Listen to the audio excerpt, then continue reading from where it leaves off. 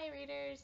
On Facebook Thursday I asked you to let me know any questions you had about me or my writing or this new story project, Scarlet and Blizzard.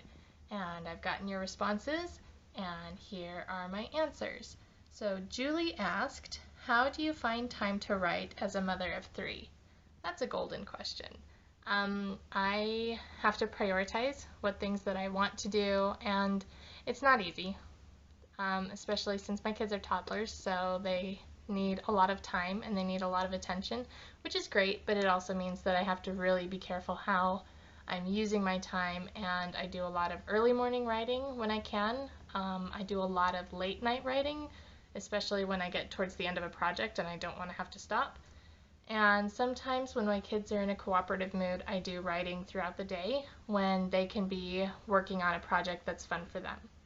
So that's how I find time. I make the time. It's the only way it works. Camilla asked a lot of questions. The first one, where did you get this idea? Anybody who's read the Charming Academy series knows I'm really comfortable with fairy tales. Love fairy tales. I love all of them, and there was no way I was going to be able to fit all of my favorites into a 6-book series. So I took one that didn't make it into the Charming Academy series, and I wanted to do something a little bit different. I'm really comfortable with doing fairy tales and fantasy because there's rules, but there aren't a whole lot of them. Contemporary is a little scarier for me because there's certain things that have to be in a certain way because it has to be more realistic. And so I wanted the challenge of putting a fairy tale in a modern world and added the challenge of making it a Western because I love to read Westerns. They offer a lot of opportunity to do fun things with your story, but I've never actually written it before. So that was kind of where the idea came from, was trying to put two different ideas into one. Her next question was, what made you know this story needed to be written? Kind of goes with the first question. I wanted to do something that would challenge myself and that I could also get my readers involved in, which is why it's going up a chapter at a time on my blog, and there will be questions for you on how to move the story, what kind of elements I should add into the story. It was something I wanted to do that would be just fun, and having characters whose names are Scarlet and Blizzard offers a lot of opportunities to just have fun with the story. Do these characters resemble any others you have done? Yes and no.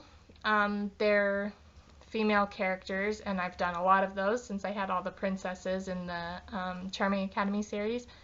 But Scarlet and Blizzard are very different from them in part because they're in a modern world. They're not in a fantasy world. They don't have dragons and unicorns and fairies. But on the other hand, they have a lot of the same qualities that I tried to put into all of my female characters. They're very strong girls. They know what they want, they know what their dreams are, and you see them working towards them throughout the story.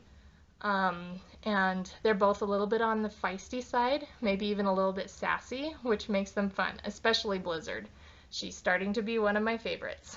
And then the last question, which girl do you personally relate to more? That's a tough question because it's really early on in the story, so I haven't really been able to really delve into their characters much. Right now, I would say that Scarlet is the one I relate to more. Scarlet is very independent. She's the oldest, and she feels a certain responsibility to the ranch, to her mother, and obviously to Blizzard, her sister. And that's something that I grew up having, although without the ranch. I'm the oldest in my family, and I always felt very much that there was a certain amount of responsibility I had as the oldest, working with my brothers and sisters, working with my parents, and that's something that shines through in Scarlet, I think.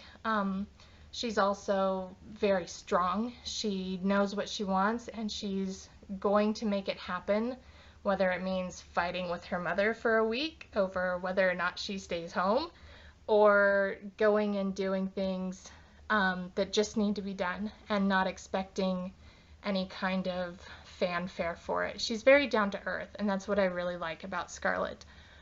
Blizzard is a lot of fun too. She's spunky, she's sassy, she's got a great personality, and who knows, by June in this project, I might be telling you I relate more to Blizzard. It'll just depend.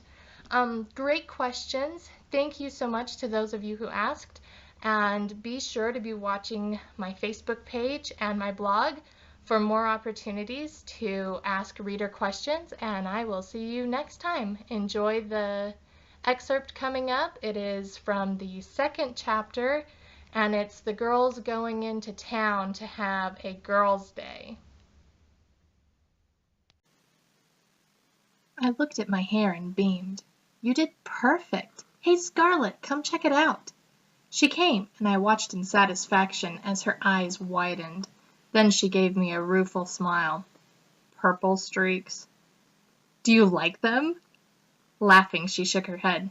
Definitely going to get me into trouble. But you look great, Blizzard. I think that's the cutest thing I've ever seen. I grinned. What do you think Mom will say? I'm afraid to think of it. Come on, let's do some window shopping and head home. There will still be chores to do when we get back. We walked around the various artist shops and vendors' booths. It was clear Jackson was getting ready for the summer tourists. When Scarlet spotted a booth of painted guitars, she insisted we look around. Come on, Scarlet, you know I can't get one right now, I said as I glanced at price tags. My summer job doesn't start for another 2 weeks. Hey, every girl needs a dream, she replied. She stopped by one with horses and let her fingers brush the smooth wood. Then she moved on. Suddenly, her eyes got wide. Go wait by the truck.